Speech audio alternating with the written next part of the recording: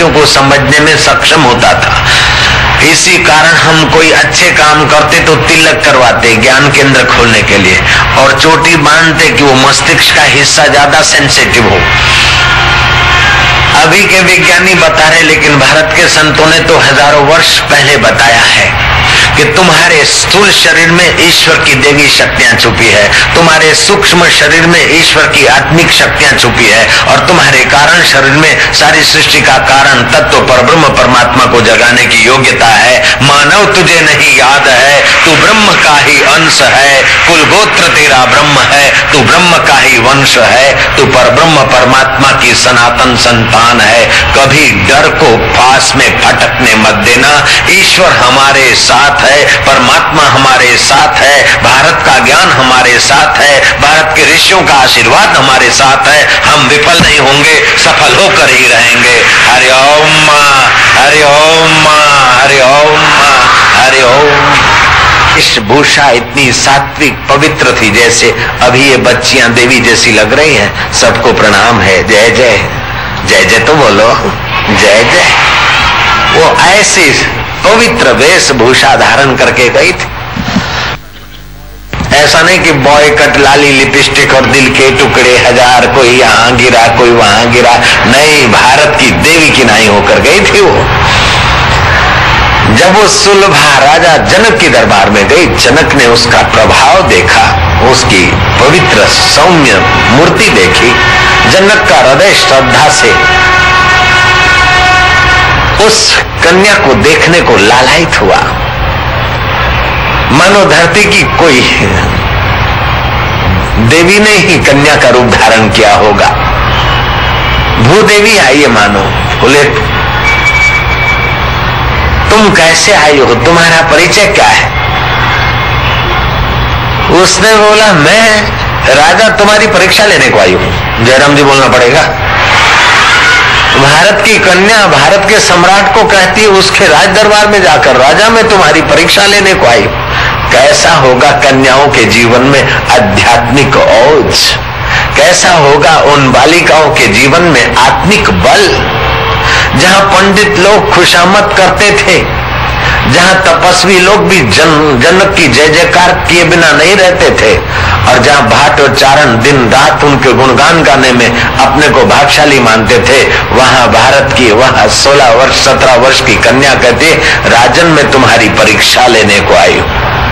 राजा खुश हुआ, खिन्न नहीं हुआ। मेरा सौभाग्य कि मेरे देश में ऐसी बालिकाएं हैं। जयराम जी बोलना पड़ेगा। परीक्षा, मेरी परीक्षा? बोले हाँ राजन, मेरा परिचय अगर तुम जानना चाहो तो मैं अपना परिचय देती हूं। मेरा नाम सुलभा है। मैं 16 वर्ष की थी। मेरे माँ बाप मेरे विषय में कुछ विचार विमर्श कर रहे थे, कन्यादान विषय। मैंने उनकी बात खिड़की से सुनी। मैंने मेरे माँ बाप को कहा कि संसार में तो जो प्रवेश होगा तब होगा, लेकिन पहले जीवात्मा को अपनी आत्मशक्ति जगानी चाहिए। मेरा परमात्मा में प्रवेश हो जाए, ऐसा आप मुझे एक बार सत्संग में ले गए थे। और इस प्राणी मात्र के हृदय में जो परमात्मा छुपा है, उस परमात्मा की जितनी शक्तियां आदमी जगा सके उतना ही महान होता है। तो मुझे पहले महान बनने की दीक्षा शिक्षा दिलाई। पहले तो मेरे पिताजी हिचकिचाने लगे, लेकिन मेरी माँ ने उनको प्रोत्साहित किया। मेरे माता पिता जिस गुरु से दीक्षा लिए थे, मेरे को दीक्षा दिलाई। गुरु ने मुझे प्राणायाम की विधि बताई। हमारे फेफड़ों में 3000 छिद्र है, 400-500 छिद्र काम करते, बाकी सब बंद पड़े रहते हैं। वो जागृत करने की प्राणायाम की कला सिखाई गुरु ने, और गुरु ने मेरे को ध्यान का मंत्र और ध्यान की विधि बता दी। गुरु ने कहा कि बेटी तू रोज आधा घंटा सुबह आधा घंटा शाम ये ध्यान करेगे तो तेरा मूलाधार केंद्र, स्वादिष्ठान केंद्र, मणिपुर केंद्र ये तेरे रूपांतरित होंगे और तेरे में दिव्य सुमरण शक्ति आएगी। महामूर्ख में से महाकवि कालिदास बन गया था, वो थियरी मेरे गुरुदेव जानते थे। जयराम जी की। बालिया लुटारा में से वाल्मीकि ऋषि बना दिए नारद जी ने, वो अटकल गुरुदेव जानते थे। गुरु ने केवल कान फूंक कर दीक्षा नहीं दी, लेकिन गुरु ने सोई हुई शक्तियों को जगाने की टेक्निक बताई। नास्ति ध्यानम समम तीर्थम, नास्ति ध्यान समम यज्ञम, नास्ति ध्यान समम दानम, तस्मात् ध्यानम समाचरेत। भगवान शिव ने जो पार्वती को बात कही वही बात गुरुजी सत्संग में कहा करते थे कि ध्यान के समान कोई तीर्थ नहीं है। तीर्थ में तुम्हारा शरीर नहाता, लेकिन ध्यान में तुम स्वयं परमात्मा की शक्तियों में, परमात्मा के रस में नहाते हो, रसमय हो जाते हो, महान बन जाते हो। गुरुजी ने दीक्षा दी। मैंने 1.5 सप्ताह तक वो साधना की। मेरे शरीर में सोई हुई सुषुप्त शक्ति जागृत होने लगी, स्पंदन होने लगा।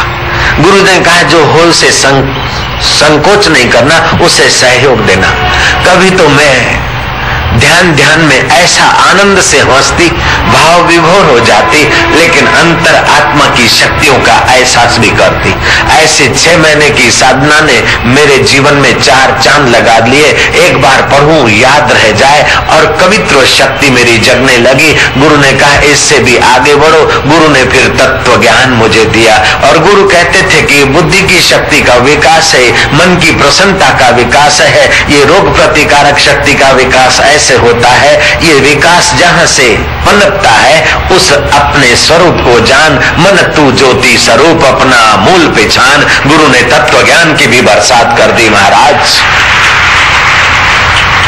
मुझे अब तुम्हारे से ये शास्त्रार्थ में ये बात पूछनी है कि मैं तो एकांत में रोज 1-2 घंटा जप ध्यान करती थी। मेरी सुषुप्त शक्तियां जगी और मेरी याद शक्ति बढ़ी, स्मरण शक्ति बढ़ी, अनुमान शक्ति बढ़ी, क्षमा शक्ति बढ़ी, शौर्य शक्ति बढ़ी और माता पिता के लिए मेरे हृदय में आदर बढ़ गया।